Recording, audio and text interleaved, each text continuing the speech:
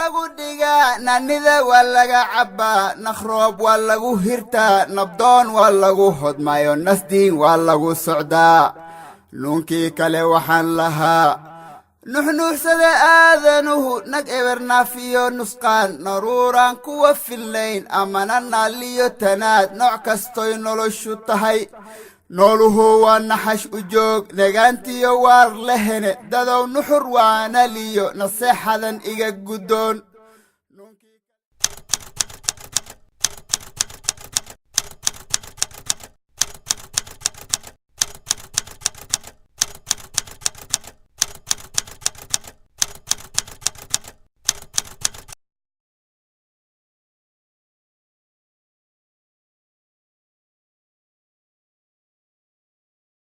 When I was young, Eastleigh had a very big empty spaces. In fact, we as a Somali which were living in Eastleigh, we were living, actually we are very much depending on animals. Eastleigh was a very, very few people. It was that we know each other's name and everybody, some Asians, some Europeans also were mixed up with the people here, one or two.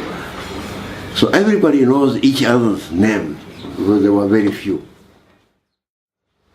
I remember I was going to schools.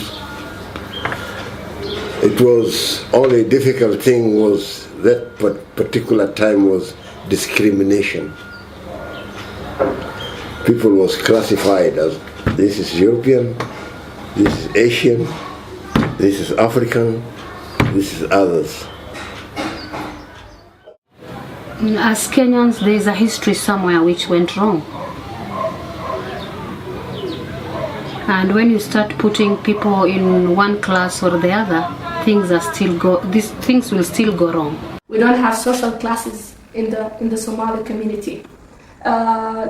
Usually, if you go to the Somali community, we might have the clan system, which is as much as it has its negative side, it has its positive side as well, because it is one of the systems which help the Somali community to survive. There is that unspoken rules that we have in the Somali community. You are obligated to help your people if you are very rich within the community and you have some people who need your help. I haven't had the experience of going to other, more, if there's like a particular populous community and just living with them within Kenya. So I wouldn't know how that would feel. I identify, with being a Kenyan in Eastleigh as being a Kenyan from this little culture of mostly Somali people. We have mostly the Somali community here, but we also have other communities, but we might mostly have that. So there's always that experience as I was growing up.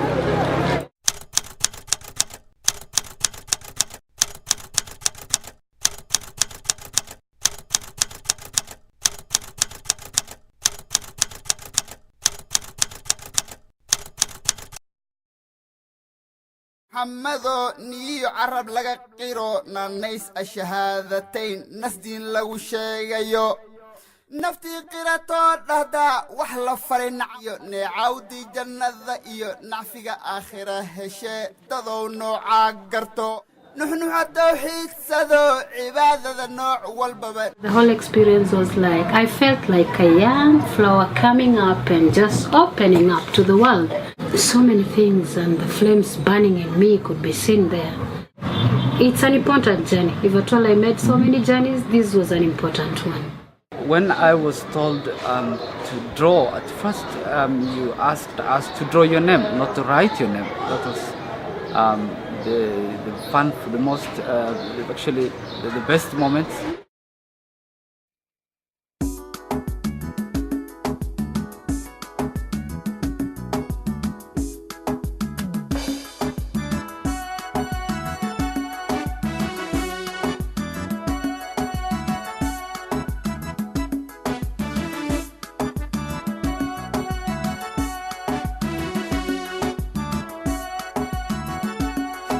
it's amazing because people are really interested.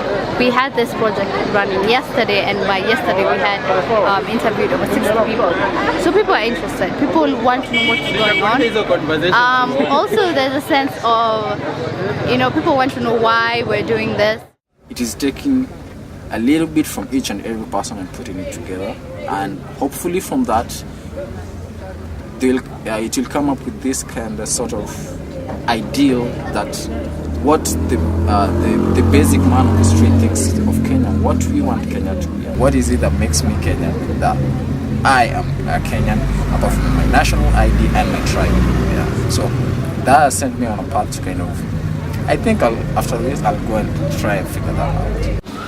Well, it's not a question of paper only. I'm born here and I'm registered here, so I'm actually a Kenyan and according to the law. We are different tribes and different races, but we're still just people united by the fact that we live in this really awesome, diverse country. One thing, we try to feign patriotism and say Kenya moja, watu moja, but it doesn't happen on the real ground. To be a Kenyan, I consider it as a birthright. I'm a Kenyan by default. I have never chosen to be one. It is a citizenship that I identify to. I can be a Muslim, I can be a Kenyan, and be a Somali all at the same time. Yet again, you don't abandon one for the other. When the media started the campaign here, the Kenyan media, portraying the Somalis like the terrorists now.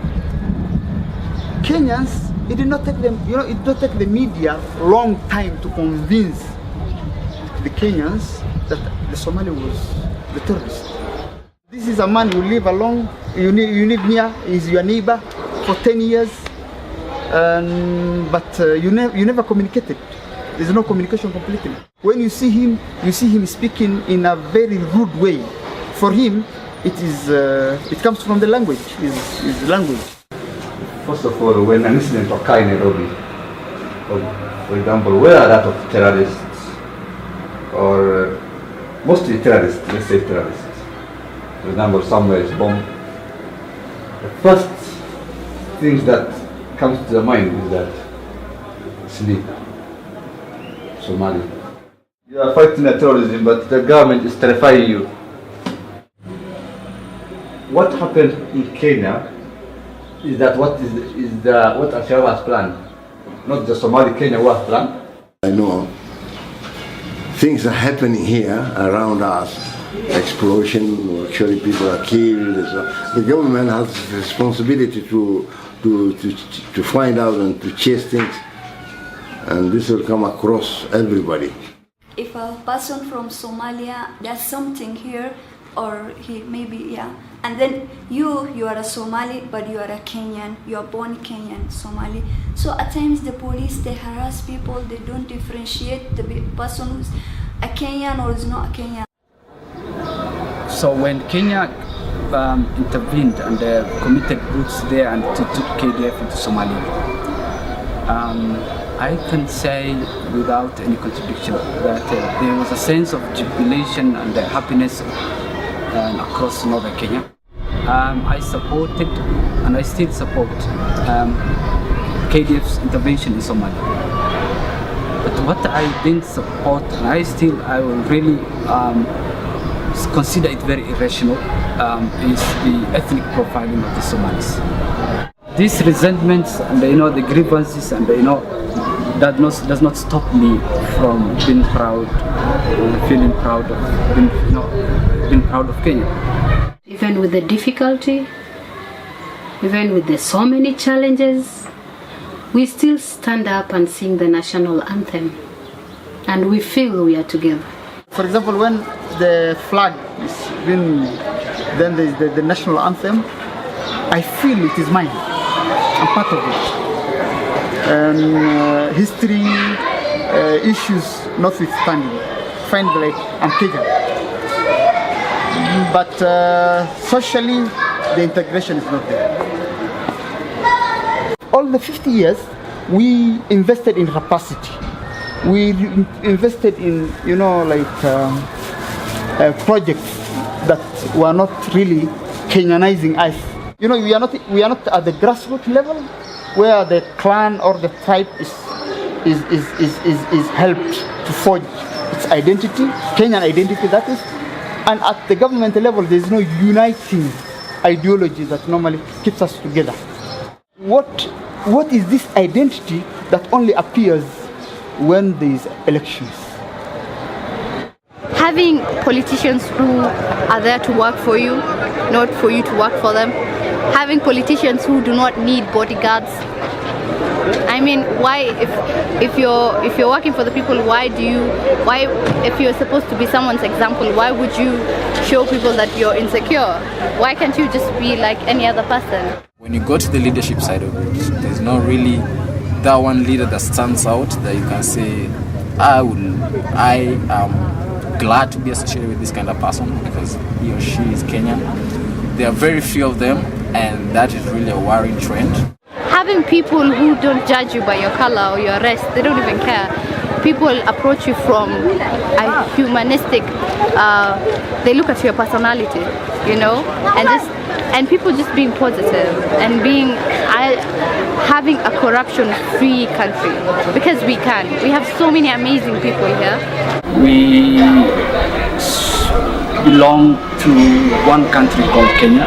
Everybody feels that he has some allegiance to a country bound by a boundary, a constitution, laws, similar political norms and cultures. Where I come from is included in the map of Kenya, meaning that it is ruled by Kenya. I'm also given a chance to represent my voice in the parliament. I dream I would like to represent the voice of the voiceless.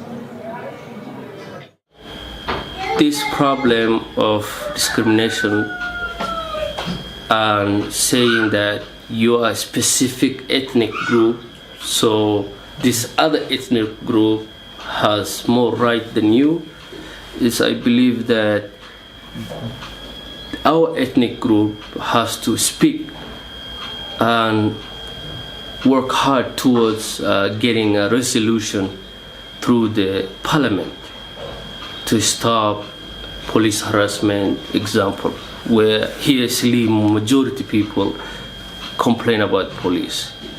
We are a nation where, we sit in groups and discuss and talk and have conversations for hours, but I don't know, we pull back from doing from getting on the ground and doing something about the problems we have. My community has changed a lot. Even after being stepped on, they still stand up and carry their heads high and walk. I'm one of the community. I don't feel like whatever they are saying or they are doing or the hatred is too much for me not to wake up very early in the morning and walk. It makes me a strong somebody. Out of experience, you become so strong. So this is preparing me for a world that I've never been to. So I'm armed with all the necessary words that they want to hear. Not hatred, but peace.